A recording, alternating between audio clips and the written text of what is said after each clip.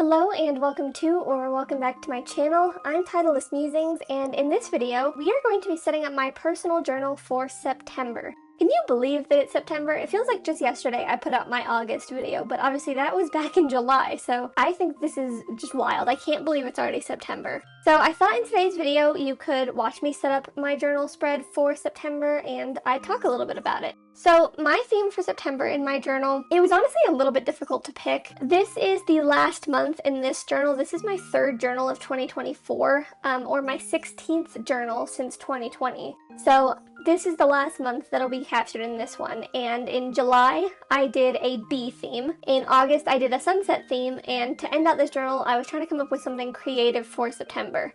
The theme, as you may be able to guess based on the title of this video, is a scrapbook. I have a lot of extra materials laying around that I have kind of collected or had from other journal spreads, and they're just scrap paper, things that didn't get used. So I'm putting them in here. As you can see, some of the paper has been ripped already.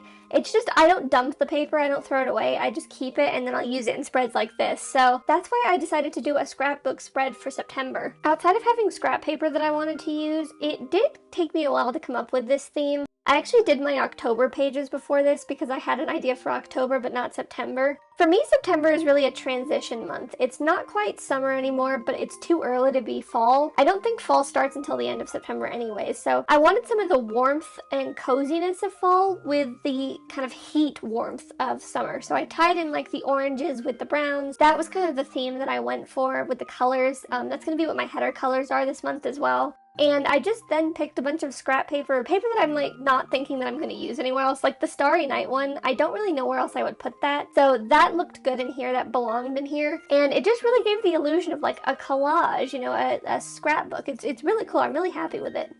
My daily journal consists of a lot of collages outside of this spread. Every single month I have 4 pages that I do. So as you can see here, these are the first 2 pages. The page on the left is always a collage spread. So no matter what the theme of the month is, I will grab things that remind me of the month or that are similar colors to the color scheme I'm using or that I'm just thinking about a lot that month, and I'll collage with those. So you saw it like in my August one, it had a bunch of Taylor Swift lyrics because my whole theme, even though it was a sunset, it was based around the lyrics of her song August. This month I just went for things that kind of felt warm and cozy. So I have like some of my K-pop group in here and my K-pop bias. I also picked a few more Taylor Swift lyrics because this Meet Me at Midnight sticker was really pretty. And I just went with stickers that kind of match the theme.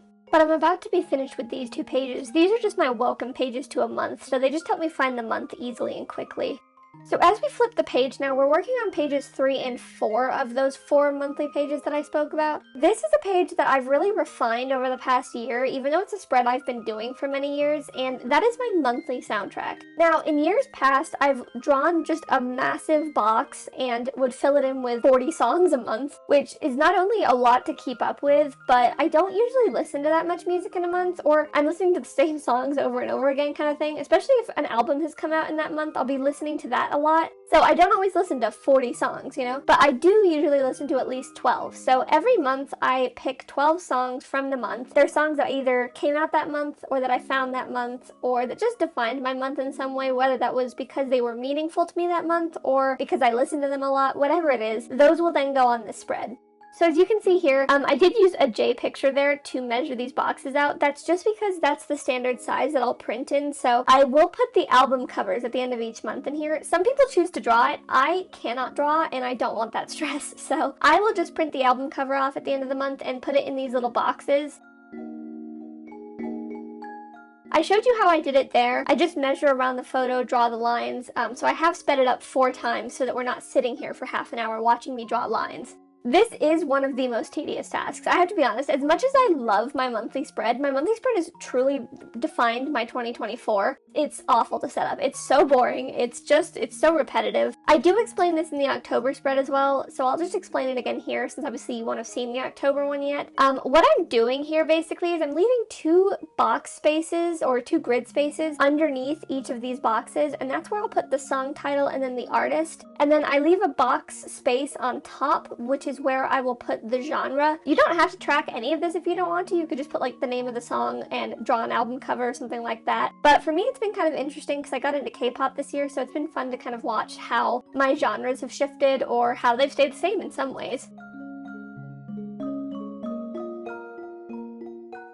what I'm gonna do now is try and tie the theme from the first 2 pages into the soundtrack. Now, I'm gonna be completely honest, I don't do this if I'm not filming it. For past months, I won't let the theme extend onto this page, or if I do, it'll just be in the little border that we've drawn. I don't usually like doing this because it's just a lot of work, but what I'm doing here is just adding some more scrap paper. I decided to only use 2 pieces. I did have more, I just didn't want it to look too chaotic on this page. So then what I'll do is I will cut the paper so that it fits the pages of the journal, and then as you can see here, I'm writing September soundtrack on scrap paper to continue that collage and scrapbook theme. We'll then paste these 2 onto the left and right side of the page respectively, and that's how I create the soundtrack spread. But with the end of that collage, we are now at the end of the video. Thank you so much for watching. Please do consider liking and subscribing if you enjoyed, and I will see you next time.